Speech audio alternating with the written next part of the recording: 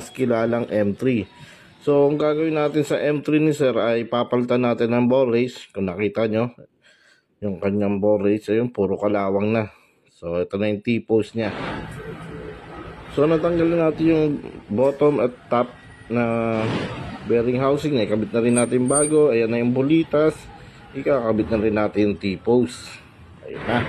So ang bulitas. So papasok lang natin. Pagpasok ng T-post, kailangan natin ng tulong ni Papi. Sabay higpitan na natin yung nut nya. Dalawa yan. Mahigpit na yun. Sukatin natin kung okay na ba kay sir yung kanyang galaw ng manibela. Pagkatapos naman ang pinagawa ni sir yung kanyang fork. Yan, papalitan natin ng fork oil. Saka lilinisan na rin natin. Nakita ko may tagas na yung oil seed nya. Papalit na rin daw siya ng bearing sa mags. Yun.